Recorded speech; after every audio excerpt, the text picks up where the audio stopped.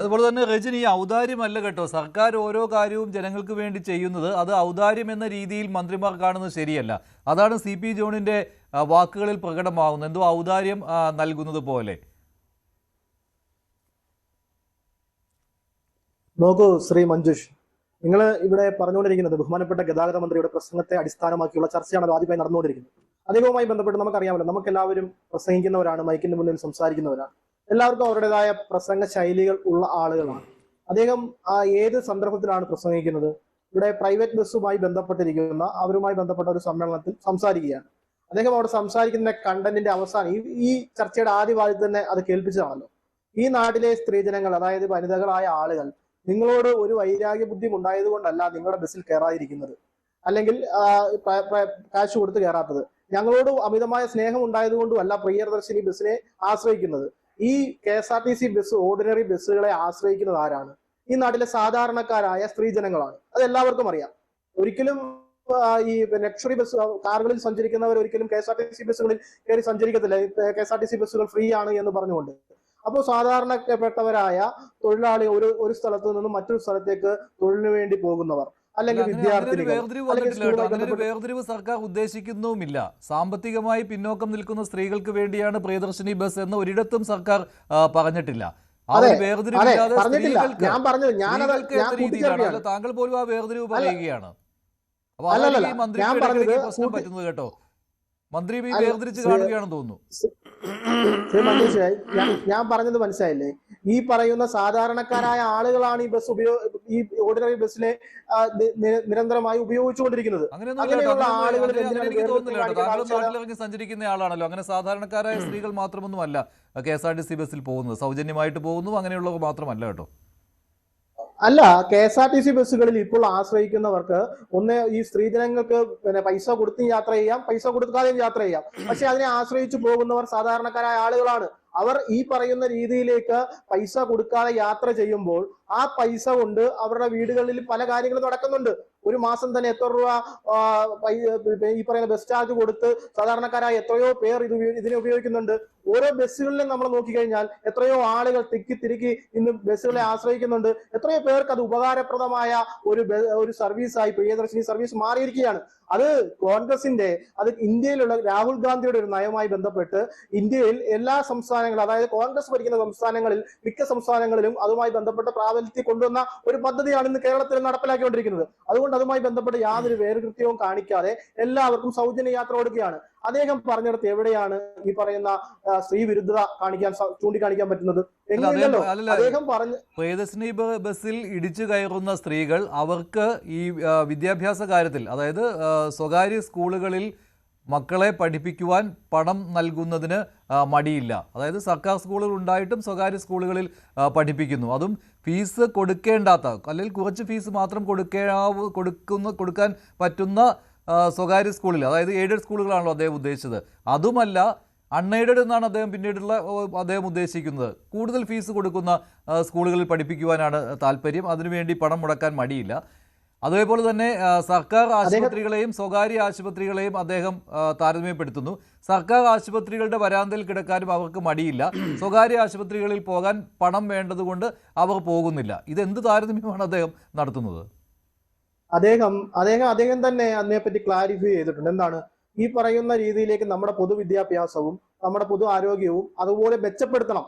KSRTC ബസ്സിൽ നമ്മൾ കൊടുക്കുന്ന, അല്ലെങ്കിൽ അങ്ങനെ കൊടുക്കുന്ന ഒരു പദ്ധതി എന്ന രീതിയിൽ തന്നെ ഈ പറയുന്ന നമ്മുടെ പൊതുവിദ്യാഭ്യാസ രംഗവും ഈ പറയുന്ന ആരോഗ്യ രംഗവും മെച്ചപ്പെടുത്തുവാൻ വേണ്ടി ആ രീതിയിൽ സംസാരിച്ചു വന്നപ്പോൾ അതിനെ വളച്ചൊടിച്ച് വേറൊരു ദിശയിലേക്ക് കൊണ്ടുവന്ന് പ്രിയദർശിനി സംവിധാനത്തെ, ഏറ്റവും കൂടുതൽ പ്രിയദർശിനി സംവിധാനത്തെ ഈ നാട്ടിലെ സ്ത്രീജനങ്ങളെല്ലാം ഏറ്റെടുത്തിരിക്കുകയാണ്. ഈ പറയുന്ന രീതിയിലൊന്നുമല്ല, ആ രീതിയിലേക്ക് എല്ലാവരും ഏറ്റെടുത്തിരിക്കുന്ന ഒരു പദ്ധതിയെ എങ്ങനെയെങ്കിലും ഒരു പുകമറ സൃഷ്ടിച്ച് അത് സർക്കാരിനെതിരെ ആക്കുക തീർക്കുവാനുള്ള ഒരു ഗൂഢാലോചനയുടെ ഭാഗമായിട്ടാണ് അദ്ദേഹത്തിന്റെ ഈ പ്രസംഗത്തെ ഈ രീതിയിലേക്ക് വളച്ചൊടിച്ചു പറഞ്ഞതിൽ സാന്ദർഭികമായി ചില പിഴവുകളുണ്ടെന്ന് അദ്ദേഹത്തിന് ബോധ്യമായി, അദ്ദേഹം തിരുത്തുന്നുണ്ട്. ഇത് ഞാൻ ശ്രദ്ധിച്ചോളാം എന്ന് ഇല്ല, അദ്ദേഹം എവിടെയാണ് തിരുത്തിയത്? അദ്ദേഹം പറഞ്ഞത് എന്താണ്? പ്രസംഗിക്കുമ്പോൾ ഉള്ള രീതി മാറ്റണം എന്നുള്ളതാണ്. അതിന്റെ രീതി മാറ്റണമെന്ന് അദ്ദേഹം തന്നെ സമ്മതിക്കുന്നുണ്ട്.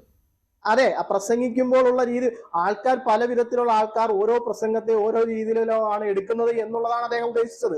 അദ്ദേഹം പ്രസംഗിച്ചപ്പോൾ ഈ സ്ത്രീവിരുദ്ധത എന്ന് പറയുന്ന ഒരു നയമില്ല. ഇന്നിപ്പോ സമരം ചെയ്യാൻ പോകുന്ന ആളുകൾ കഴിഞ്ഞ ഗവൺമെന്റുമായി ബന്ധപ്പെട്ട് നോക്കുക, എത്രത്തോളം സ്ത്രീവിരുദ്ധമായ രീതിയിൽ പെരുമാറിയിട്ടുള്ള ഒരു ഗവൺമെന്റ് നമ്മുടെ മുന്നിൽ നിൽക്കുക. അത് അവരെ കുറിച്ച് പറയണ്ട, കാരണം അതിപ്പോൾ അവരങ്ങനെ ചെയ്തില്ലേ അതുകൊണ്ട് ഞങ്ങൾക്ക് ഇങ്ങനെ ചെയ്തുകൂടെ എന്നുള്ള ആ കമ്പാരിസൺ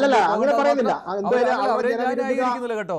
ഇതിനേക്കാൾ വലിയ സ്ത്രീ വിരുദ്ധത പ്രകടിപ്പിച്ചിട്ടുള്ള ഒരു സർക്കാരായിരുന്നു പിണറായി സർക്കാർ. അതുകൊണ്ട് അവരുടെ കാര്യം മുഖവിലേക്ക് എടുക്കണ്ട. പക്ഷെ ഇപ്പോഴത്തെ കാര്യം പറയൂ, ഇപ്പോഴത്തെ കാര്യം പറഞ്ഞാൽ. അതെ, അവരിപ്പോൾ സമരം ചെയ്യാൻ പോകുന്നു എന്നുള്ള വീഡിയോ കാണിക്കുന്നതുകൊണ്ട് ഞാൻ പറഞ്ഞതാ.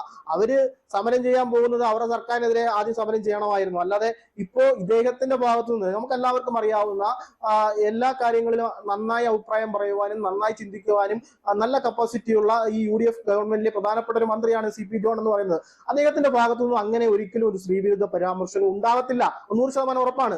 പക്ഷെ അദ്ദേഹം സംസാരിച്ച വേദി, ആ സംസാരിച്ച പ്രസംഗത്തിന്റെ രീതി, ആ രീതി മനസ്സിലാക്കാൻ പലർക്കും പറ്റിയിട്ടില്ല എന്നുള്ളതാണ് അതിന്റെ പ്രധാനപ്പെട്ടമായ കാര്യം. അദ്ദേഹം ഒരിക്കലും ആ രീതി പറഞ്ഞിട്ടില്ല. നമ്മുടെ രംഗങ്ങൾ, അതായത് ആരോഗ്യ രംഗമായാലും പൊതുരംഗമായാലും വിദ്യാഭ്യാസ രംഗമായാലും ഒക്കെ മെച്ചപ്പെടുത്തുവാനുണ്ട്. അത് KSRTC ബസ്സിലെ പ്രിയദർശിനി പോലെ എല്ലാ രംഗങ്ങളും മെച്ചപ്പെടുത്തുവാനുണ്ട്. ഗതാഗത രംഗത്ത് നിന്നും ഈ സ്വരൂപ കൂട്ടുന്ന പൈസകൾ പലരും ആ രീതിയിൽ ഉപയോഗിക്കുന്നുണ്ട് എന്നുള്ളത് നമുക്കറിയാം. ആ ഫ്രീ ആയി യാത്ര ചെയ്യുന്ന പല സാധാരണക്കാരെയും നമുക്കറിയാം. ഓരോ ബസ്സുകളിലും ആളുകൾ കയറി, പ്രിയദർശിനി ബസ്സുകൾ കയറി നോക്കി നിന്ന് കയറുന്ന സാധാരണക്കാരായി കയ്യിൽ പൈസ ഇല്ലാത്തവരെയും നമുക്കറിയാം. അങ്ങനെയുള്ളവരൊക്കെ ഇത് സ്വീകരിച്ച് മുന്നോട്ട് പോവുകയാണ്. അവിടെയാണ് ഈ പറയുന്ന വില കുറഞ്ഞ ആരോപണങ്ങളുമായി ബന്ധപ്പെട്ട് വന്നിട്ടുള്ളത്. അദ്ദേഹവുമായി ബന്ധപ്പെട്ടുള്ള വിശദീകരണം ഇന്നും വനിതകളായ KPCC ജനറൽ സെക്രട്ടറിമാർ, അതുപോലെ തന്നെ മഹിളാ കോൺഗ്രസിന്റെ ആളുകളൊക്കെ ഇദ്ദേഹത്തിന്റെ ഈ പ്രസ്താവനയ്ക്കെതിരെ വന്നിട്ടുണ്ട് കേട്ടോ. ഇപ്പോൾ അല്പം മുമ്പ് ഒരു ഫേസ്ബുക്ക് പോസ്റ്റ് മന്ത്രി CP ജോണിനെതിരെ ഫേസ്ബുക്ക് പോസ്റ്റ് വന്നത് KPCC ജനറൽ സെക്രട്ടറി, അവരുടെ പേര് ലക്ഷ്മി ആർ. അവർ പറയുന്നത് ഇതൊരു ഔദാര്യമല്ല, സ്ത്രീകളുടെ അവകാശമാണ്. CP ജോണിന്റെ പ്രസ്താവനയെ കുറിച്ചാണ് അവരുടെ നയമാണ്. പക്ഷെ അദ്ദേഹം ഈ പ്രസ്താവന നടത്തിയപ്പോൾ ചൂണ്ടിക്കാണിക്കേണ്ടി വന്നു എന്നുള്ളതാണ്.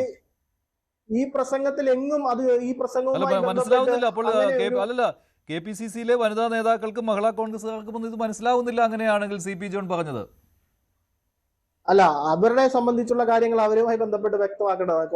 പാർട്ടിയുമായി ബന്ധപ്പെട്ട് ഞാനത് അറിഞ്ഞിട്ടില്ല. ഈ KPCC വനിതാ നേതാക്കളുമായി ബന്ധപ്പെട്ടുള്ള പ്രസ്താവനകൾ എന്നിലേക്ക് വന്നിട്ടില്ല. പക്ഷേ CP ജോണിനെ മനസ്സിലാക്കുന്ന ഒരാളെന്ന രീതിയിൽ അദ്ദേഹത്തിന്റെ പ്രസംഗം ഇതുമായി ബന്ധപ്പെട്ട കേട്ടെന്ന രീതിയിൽ ഈ വിവാദങ്ങൾ എന്ന് പറയുന്നത് ഒരു ഔചിത്യം കാട്ടുന്നില്ല എന്നുള്ളതാണ്. അത് CP ജോൺ ആണെങ്കിലും മുഖ്യമന്ത്രി VD സതീശനാണെങ്കിലും. അതുകൊണ്ടാണല്ലോ VD സതീശനും വിവാദത്തിലായത്. ഹെലികോപ്റ്റർ യാത്രയും അതുപോലെ തന്നെ വിരുന്നുമൊക്കെ, അതും സന്ദർഭത്തിന് അനുസരിച്ച് പെരുമാറാത്തത് കൊണ്ടാണ്. ഒരിക്കലല്ല മഞ്ജുഷേ.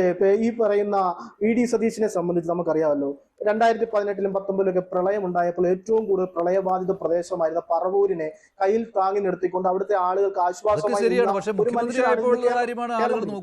പഴയ കാര്യമല്ല. അല്ലല്ല, ഞാൻ പറഞ്ഞു പൂർത്തിയായിട്ട്.